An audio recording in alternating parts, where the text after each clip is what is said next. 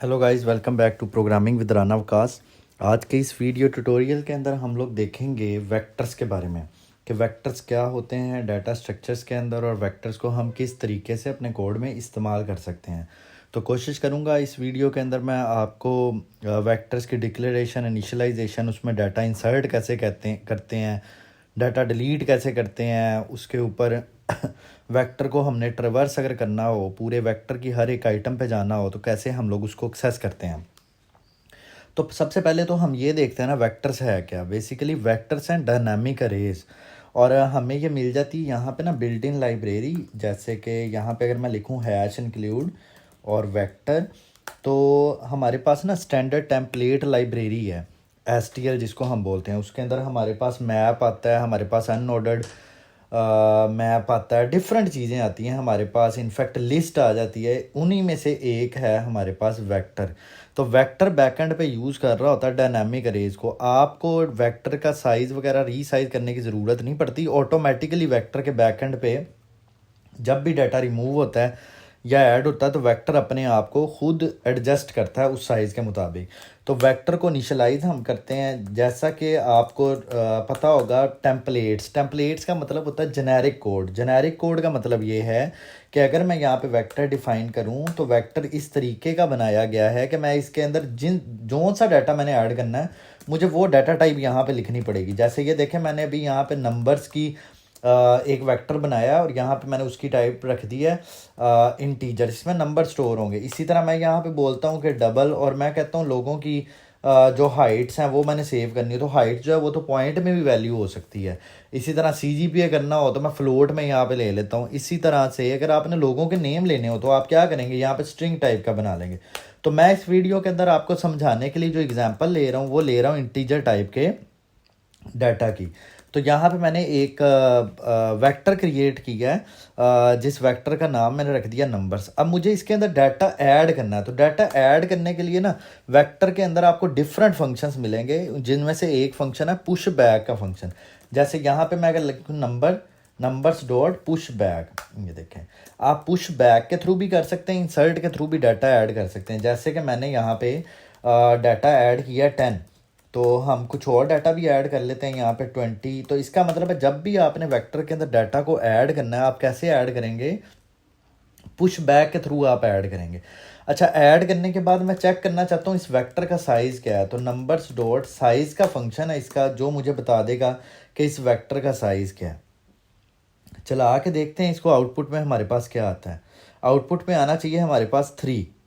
तो आप देख सकते हैं हमारे पास क्या डिस्प्ले हुआ है, 3 डिस्प्ले हुआ है। अब मैं अगर वेक्टर को ट्रिवर्स करना चाहता हूँ, वेक्टर को मैं प्रिंट करवाना चाहता हूँ, तो यहाँ पे मैं फॉर ईच लूप इस्तेमाल कर लूँगा। अब आप देखें इसके अंदर आपने डाटा किस टाइप का रखवाया है, जिस टाइप का डाटा रखवाया है उस टाइप का एक वेरिएबल यहाँ पे बना लेते हैं।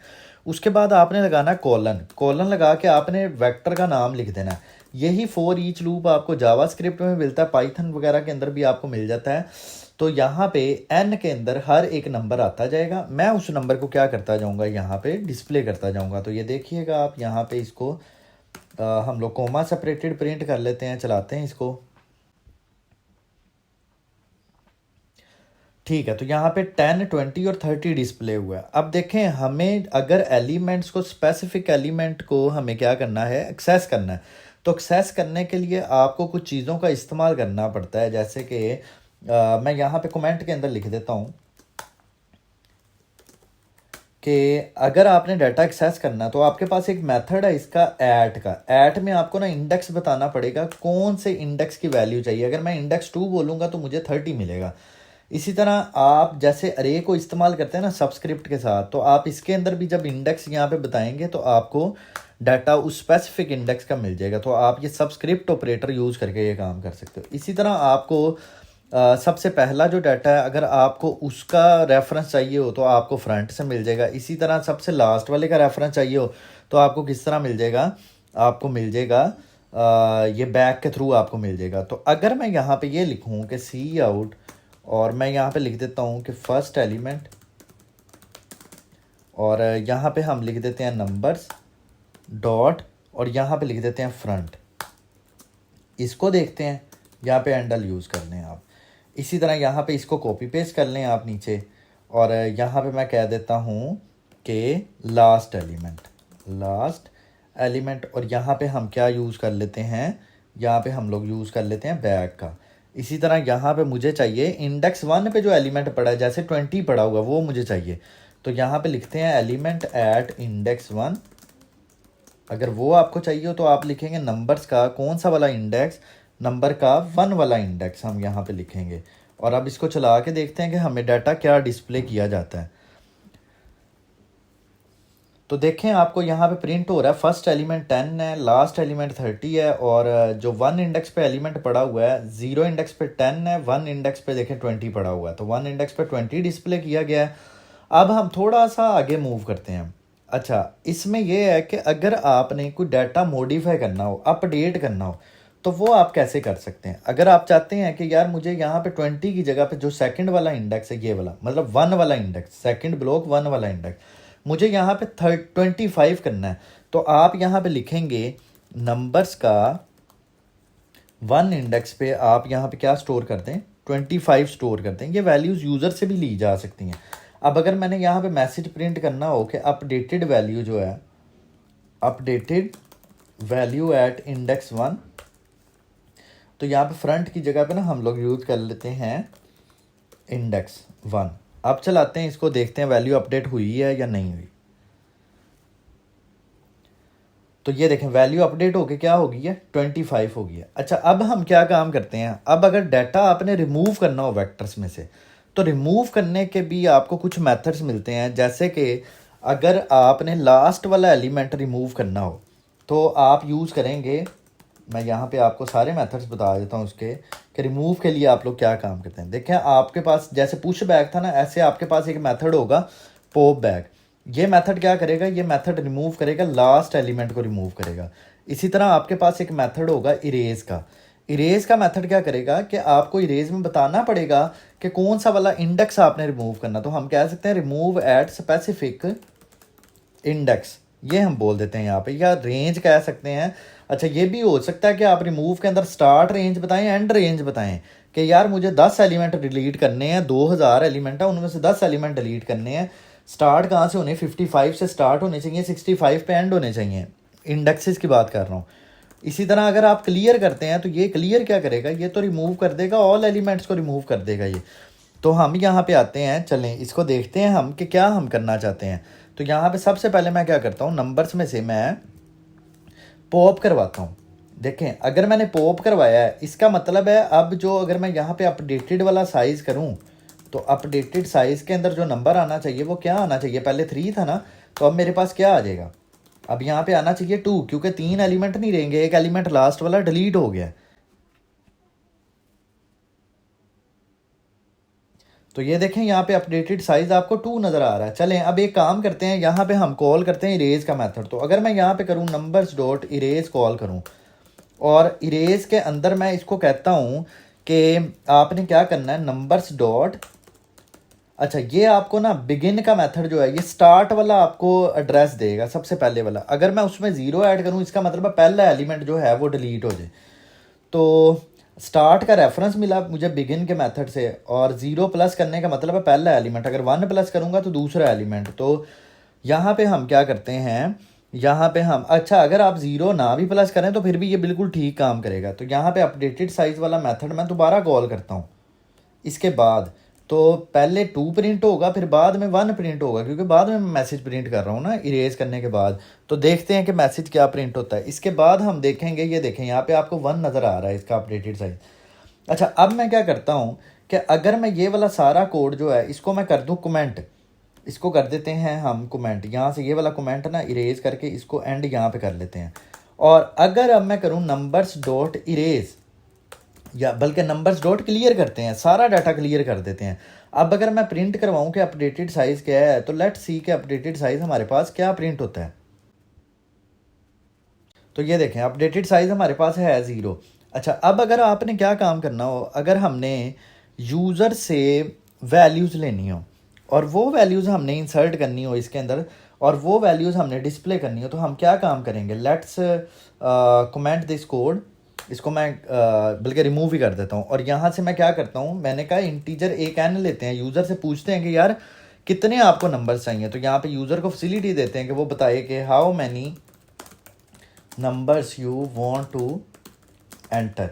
तो यहाँ पे सीन करवा लेते हैं एन को। अब देखें जितना सीन एन हुआ होगा ना, उतनी दफ़ा मैं क्या करता हूँ, एक लूप चला लेता हूँ। अब 1 से लेके एन तक चला लें या 0 से लेके आप लेस देन एन तक चला लें, नो प्रॉब्लम एट ऑल। अच्छा, यहाँ पे हम क्या करेंगे, अब एक और वेरिएबल ले लेते हैं। यूज़र से हमने डाटा भी पूछना है, तो मैं एक वेरिएबल ले लेता हूँ एक्स। यहाँ पे मैं करता हूँ सीन और यहाँ पे मैं कर लेता हूँ एक्स। एक्स के अंदर इनपुट। एक काम करते हैं, यहाँ पे एक मैसेज डिस्प्ले कर देते हैं कि कितने नंबर यूज़र एंटर करेगा। तो एंटर एन एलिमेंट्स, ये हम कर देते हैं और यहाँ पे एंडल इस्तेमाल कर लेते हैं। अच्छा, जैसे जैसे ये नंबर यूज़र देता जाएगा, मुझे क्या करना है, ये नंबर्स के अंदर ना इसको मुझे पुश बैक करवाते जाना। ये देखें मैं एक्स पुश बैक करवाता जा रहा हूँ। अच्छा, जितने सपोज यूज़र ने 5 कहा था, तो 5 एलिमेंट्स वेक्टर के अंदर ऐड हो जाएंगे। अब मुझे वो सारे नंबर जो हैं वो प्रिंट करने हैं। तो मैं यहाँ पे एक मैसेज प्रिंट करता हूँ, यू एंटर्ड, और यू एंटर्ड के बाद यहाँ पे वो सारे नंबर प्रिंट हो जाएं। तो यहाँ पे आपको फॉर लूप लगाना पड़ेगा। अब देखें मैंने आपको फॉर ईच लूप अभी थोड़ी देर पहले बताया था। अब क्या काम करते हैं, मैं यहाँ पे आई इज इक्वल टू 0 से शुरू करता हूँ, आई इज लेस देन, जो वेक्टर का साइज है मैं वहाँ तक लूप चला लेता हूँ। तो वेक्टर का नाम है नंबर्स, नंबर्स आपको लिखना पड़ेगा, और यहाँ पे आई प्लस प्लस कर देते हैं। इसके बाद मैं यहाँ पे सी आउट करता हूँ कि वेक्टर जो है हमारे पास, ये नंबर्स जिसका नाम है, इसका इंडेक्स यूज़ कर लेते हैं अब आई, और यहाँ पे आप स्पेस प्रिंट कर लें या कोमा यहाँ पे लगा दें। अब यहाँ पे चलाते हैं इसको, देखते हैं क्या डिस्प्ले होता है। तो यहाँ पे यूज़र कहता है 5, मुझे 5 नंबर एंटर करने हैं। ये 5 नंबर यूज़र एंटर कर रहा है। अच्छा, 5 नंबर एंटर किए हैं, तो देखें वो पाँचों नंबर वेक्टर के अंदर स्टोर हो गए और मैंने वेक्टर को क्या कर लिया है, ट्रेवर्स कर लिया है, या मैंने उसको डिस्प्ले कर लिया है। अब यार एक और तरीका भी होता है वेक्टर्स के ऊपर काम करने का। कभी आप देखेंगे लिटरेचर के अंदर, या फिर कभी आप कोई इंटरनेट से कोड देखते हैं वेक्टर्स का, तो एक तो ये तरीका हो गया ना। अब एक और तरीका है वेक्टर का डाटा प्रिंट करने का। इसको मैं कर देता हूँ कमेंट। यहाँ पे इन सब को हम कर देते हैं कमेंट कर देते हैं। अच्छा, अब यहाँ पे ना दूसरा तरीका क्या है कि आपको ना आइट्रेटर के थ्रू आइट्रेट करना पड़ता है। तो जिस टाइप का वेक्टर बनाया ना, उसी टाइप का आप यहाँ पे ना आइट्रेटर बनाएंगे। देखें डबल कॉलन लगाएं, आइट्रेटर ना हमें मिल जाता है वेक्टर की क्लास के अंदर। अब यहाँ पे मैंने इसका नाम आई टी रख दिया, आप आई रख लें, बेशक जो मर्जी नाम रख लें। तो I T is equal to, इसको हम स्टार्ट करेंगे एड्रेस से। किसके एड्रेस से, जो इस वेक्टर का कौन सा एड्रेस है स्टार्ट वाला, वो हमें बिगिन से मिलेगा। अच्छा, ये एड्रेस हमें मिल गया। अब जब तक ये एंड नहीं ना होता, ये लास्ट एड्रेस तक नहीं पहुंचता, तो मैं कहता हूँ जब तक ये जो आइट्रेटर है ये नॉट इक्वल टू किसके होता है, नंबर्स डॉट एंड के हो जाता है, एंड। तो हमने क्या करना है, इसके अंदर ना आइट्रेटर के अंदर हमने प्लस प्लस करते जाना। तो यहाँ पे आइट्रेटर में क्या करते जाएं आप, प्लस प्लस करते जाएं।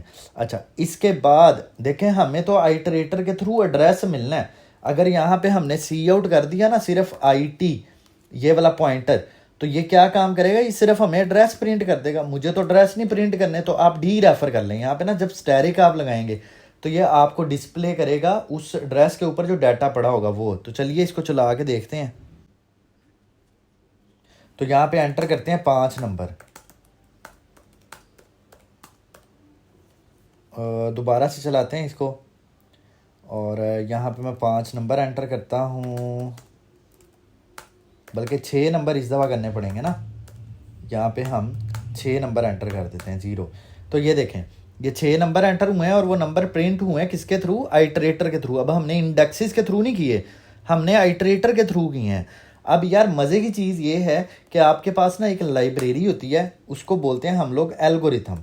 तो यहाँ पे हैश इंक्लूड करते हैं, और हैश इंक्लूड करके ना यहाँ पे मैं क्या यूज़ कर लेता हूँ, एल्गोरिथम को यूज़ कर लेता हूँ, एल्गोरिथम। इसका फ़ायदा ये होगा, एल्गोरिथम के अंदर डिफरेंट एल्गोरिथम्स पड़े हैं, मैं यहाँ पे यूज़ करूँगा एक सॉर्टिंग का एल्गोरिथम, ठीक है। मीन्स सॉर्ट नाम का फंक्शन जब मैं इस्तेमाल करूँगा, तो यहाँ पे मैं बताऊँगा कि यार वेक्टर ये जो हमारा वेक्टर है जिसका नाम नंबर्स है, इसको स्टार्ट से कहाँ तक, एंड तक। तो यहाँ पे हम कहते हैं एंड तक जितने भी नंबर हैं उन सब को क्या कर दो, सॉर्ट कर दो। अच्छा, अब इसको चला के देखते हैं हम कि क्या ये सॉर्टेड फॉर्म में डाटा प्रिंट करता है या नहीं करता। तो यहाँ पे मैं कहता हूँ 5 कह देते हैं और 5 नंबर यहाँ पे लिखवा लेते हैं 15 23 0 7 3। तो देखें यार, आपको जो नंबर मिले हैं, जो डाटा मिला है, वो किस फॉर्म के अंदर मिला है, वो सॉर्टेड फॉर्म के अंदर आपको मिला है। ये तो हो गए वन डायमेंशनल वेक्टर हैं ये जो मैंने आपको अभी करवाए हैं। अगर इसको मैं यहाँ से कट करूँ और यहाँ पे आपको बताऊँ कि यार आप 2D अरे जो मैट्रिक्स होती है ना, वो भी आप बना सकते हो। कैसे? आप पहले एक वेक्टर क्रिएट करो, इस वेक्टर को भी आप वेक्टर टाइप का क्रिएट कर दो। तो ये देखो यहाँ पे वेक्टर ऑफ वेक्टर आ जाएगा। मतलब वेक्टर के हर इंडेक्स पे क्या पड़ा होगा, एक आपके पास पूरा वेक्टर पड़ा होगा। तो यहाँ पे मैं कहता हूँ कि यार मुझे ना 3 रोज चाहिए और हर रो के ऊपर ना मुझे 3 साइज का एक वेक्टर चाहिए। ये देखें, यहाँ पे मैं एक वेक्टर क्रिएट करता हूँ इंटीजर, और यहाँ पे जो मुझे वेक्टर चाहिए वो 3 साइज का चाहिए और हर एक इंडेक्स पे क्या पड़ा हो, मेरे पास 0 पड़ा हो। तो ये देखिएगा अभी यहाँ पे इसको डिस्प्ले करने का तरीका क्या है, पहले आप रोज़ तक लूप चला लें। तो अभी तो हमारे पास ये 3/3 है, तो मैं i = 0 से शुरू करूँगा, i <3 कर देते हैं और i++ कर देते हैं। क्योंकि ये 3/3 है तो इनर लूप भी कहाँ तक चलेगा, इंटीजर j = 0 से, और j कहाँ तक चल जाएगा ये, इसको मैं कर देता हूँ <3 और j++ यहाँ पे कर देते हैं। अब यहाँ पे मैं सी आउट करता हूँ मैट्रिक्स, और मैट्रिक्स का यहाँ पे इंडेक्स बता दें, i इंडेक्स और j इंडेक्स, और यहाँ पे इसको मैं कर स्पेस दे देता हूँ। अच्छा, जब भी एक रो पूरी कंप्लीट होगी ना, तो उसके बाद मैं इसको एंडल करवा देता हूँ। अभी देखिएगा जब मैं प्रिंट करूँगा क्या प्रिंट होता है। ये अभी तो 0 प्रिंट हो रहे हैं ना। अब मुझे अपडेट करना है, मुझे अपडेट किसको करना है, मुझे फर्स्ट रो के अंदर जो सेकंड कॉलम है ना उसको। तो फर्स्ट रो का मतलब क्या होगा कि 0 वाली रो, और सेकंड कॉलम का मतलब होगा 1 यहाँ पे, और इस इधर मैं रखवा देता हूँ 5। अब इसको चला के देखते हैं कि क्या होता है। ओके, तो ये देखें आप 0 रो और फर्स्ट कॉलम के अंदर आपको ये नज़र आ रहा है। So that's complete overview of vectors in C++, covering how to read, write, access, delete and iterate data using vectors. I hope this video helped you understand vectors in depth. Don't forget to like, share and subscribe for more programming tutorials. Take care. See you in next video.